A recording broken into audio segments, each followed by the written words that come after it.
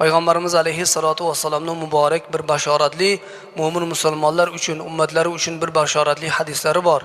Hazrat Payg'ambar alayhissalom aytdilarki, qaysi bir musulmon erkak yoki musulmon ayol juma kunida yoki juma kechasida vafot qilsa, Alloh subhanahu va taolo o'sha bandani, ya'ni o'sha muslim va muslimani Alloh taolo qabr azobidan xalos qiladi. Alloh taologa yo'liqqunga qadar qabr azobidan Alloh taolo uni ozod qiladi degan ekanlar.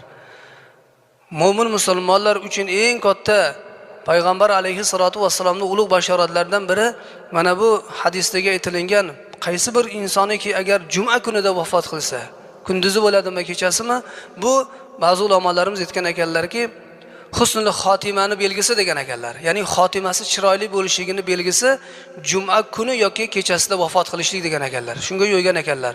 Mulla Ali al-Qori rahmatullohi alayhi